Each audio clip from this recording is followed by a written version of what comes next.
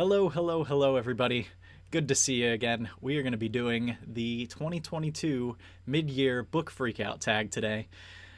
Chelsea over at Not So Secret Bookaholic tagged me to do this video, and I'm just going to follow her lead. I will do the same questions that she answered, although she skipped the book that made you cry, and I'm going to answer that one. But yeah, I just want to say, Chelsea, I know you have a book a haul problem, but the first step is to reach out, to talk about it. This bookaholism, don't let it run your life. You can get past this. I believe in you. All right, let's move on. Let's do this. Question 1: how many books have you read this year? So, my Goodreads reading challenge for the year is to do 40 books, and currently I'm a little bit ahead of schedule. I'm at 26 books. 16 of those have been audiobooks, so 16 out of 26, more than half, just kind of like putting it on while I'm sleeping or getting ready to go to sleep, or taking a walk around the neighborhood with my headphones on. It's always a good time. But yeah, definitely the way to go for long series. I am blowing through the wheel of time at this with audiobooks at this pace. So yeah, that's how I'm 6 books ahead of schedule, I guess. 40 might not be a ton, but it is for me. Question 2. Let's see. I'm going to combine 2 questions here. Best book I've read so far and book that made you cry. These are the same book. And that book is an audiobook. Again, it was Project Hail Mary by Andy Weir. Not only was it just a great story, but the audiobook itself was great too. Like, full spoilers, I guess, if you haven't read this book, but the main guy, he comes in contact with an alien, and the alien has a different language, obviously, and in the audiobook, they like recorded beepy boopy noises. I don't know how to describe it, but it worked so well. The voice for the alien was so great. It was so much fun listening to this. I loved the chapters where he was trying to figure out how to communicate with the alien, and you slowly shift from like listening to like lots of beeps and boops to like sort of a synthesizer-y kind of just actual dialogue as the main character learns to actually understand what the alien is saying. But yeah, that book was so good. It made me laugh. It made me cry.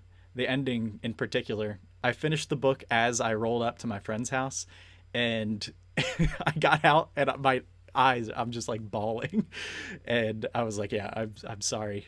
I was just listening to a really good book. Everything is okay. I'm not crying over anything serious. But yeah, Project Hail Mary, absolutely pick that book up. It was the best book I've read this year. Question 3: the best sequel you've read so far. So I haven't read too many sequels this year. I've been trying out a lot of new authors, so I've only read in this 26 books, I've only read sequels in 5 different series, and 2 of those are going to be answers to later questions, so that's the biggest surprise and the biggest disappointment. But my favorite this year, my favorite sequel that I've read so far, is Leviathan Falls by James S. A. Corey, the final book in The Expanse. I thought this was like the perfect way to wrap up the story. It definitely went in an unexpected direction, and this is a pretty new book, so I won't spoil anything for this one. But yeah, I thought it was really satisfying the way the whole story panned out, and it solidified The Expanse for me as one of my favorite sci-fi series of all time. And I'm just happy to say that, like, from beginning to end, it was just solid all the way through. Definitely some books were better than others, but yeah, overall, I would recommend absolutely every single one of them. All right, number 4, new release you haven't read yet, but you want to. This is the first one that I actually have a physical copy of the book, and it is Lightblade by Zamil Akhtar. Yeah, I've heard lots of good things about this book. I heard it was a progression fantasy with some like sci-fi elements. But since then, I've heard that it touches on like free will and other like real deep concepts. So I am super excited to read this. Very much looking forward to it. And come on, guys, look at that. Look at that cover art. It's so beautiful. Yeah, Zamil has been doing real well in the self-pub scene. So I'm super happy for the guy.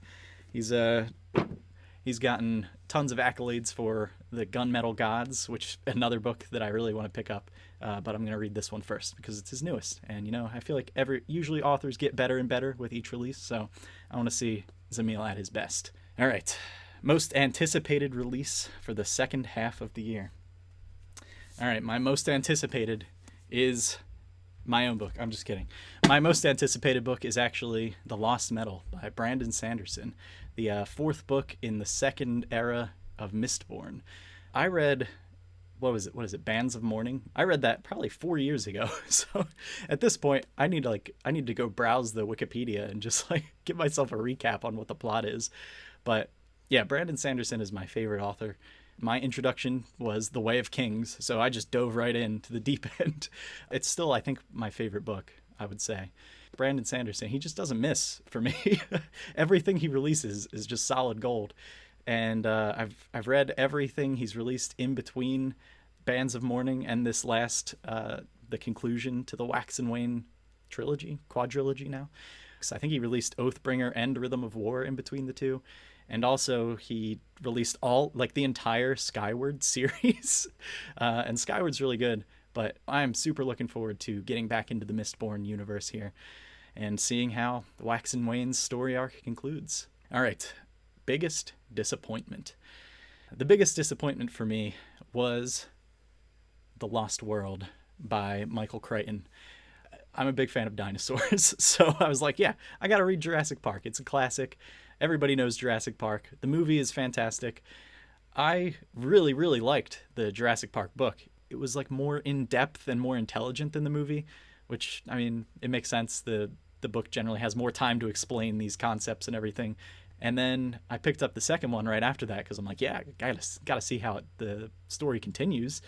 And it was really disappointing. It felt like a total rehash to me. It totally ignored the open questions at the end of Jurassic Park. And it actually made me lower my rating of Jurassic Park from a 5 stars to a 4 stars, because whereas I thought these were things that it was setting up for the sequel, instead the sequel ignored them, just did its own thing, retold the same story with different characters. And then it just left the other stuff unresolved. It was the most disappointing sequel I think I've ever read. I hated it. So that is the biggest disappointment for me. The biggest surprise, on the other hand, is The Great Hunt by Robert Jordan. I read the first 3 Wheel of Time books back in 2015, and I kind of just bounced off the series. I specifically remember thinking, oh my god, 3 books now that Rand has fought Ba'alzamon, and he thinks he's killed him, and then the next book, Ba'alzamon's back, and he's just as powerful as ever, and nothing really changed. I assumed the 4th book would be the same, so I just stopped, moved on to other things.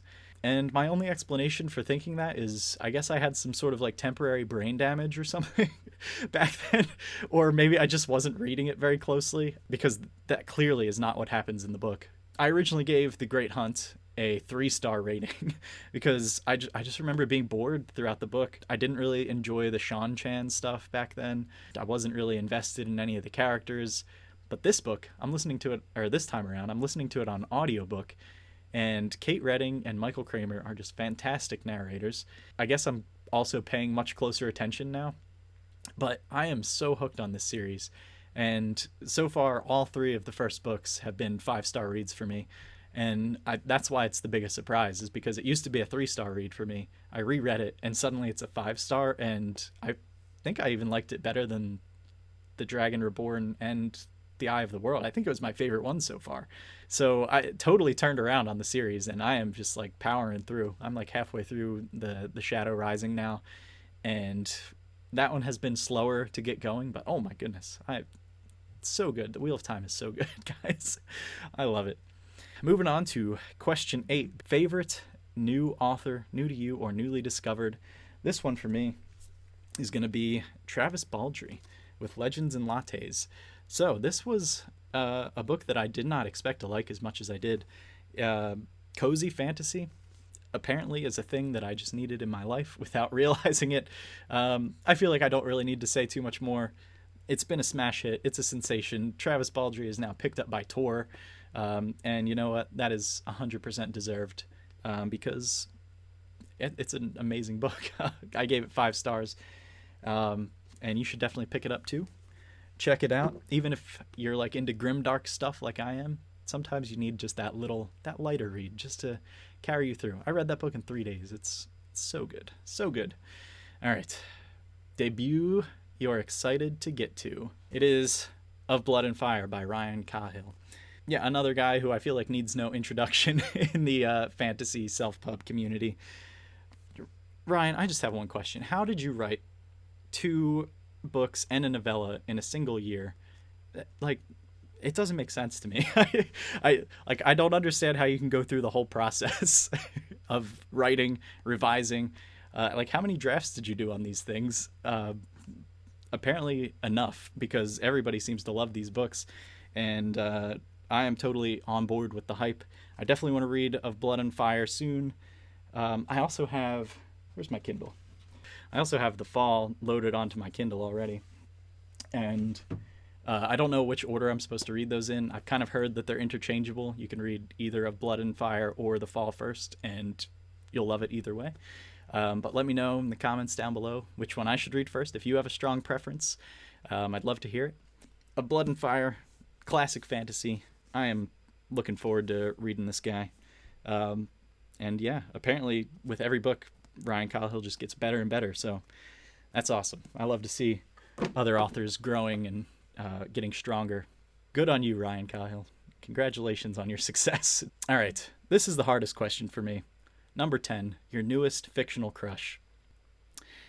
And I don't really know how to answer this question. I've thought about it a lot.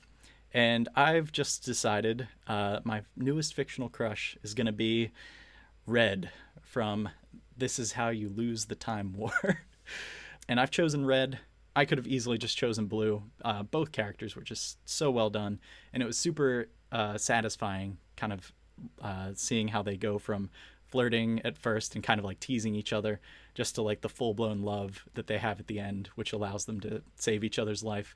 It was just so good. The reason I've chosen Red as my fictional crush, even though I don't have like a strong feeling towards this fictional crush, is because she worked so hard to save the person that she loved. And, you know, that's the kind of woman you need in your life, is someone who's going to literally sacrifice herself to save you. And plus, man, she writes some good poetry.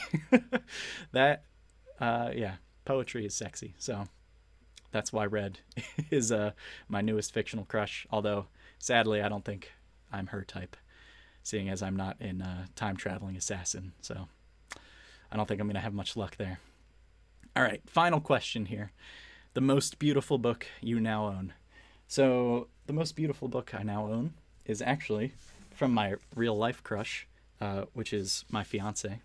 She got this for me as a Christmas present. It is the special edition The Lord of the Rings. Look at this, guys. Look at this. There's a beautiful cover here. It's like pretty simple, but then you peel this off. Oh, it's got the nice colored edges with the elvish text here. And you peel it off.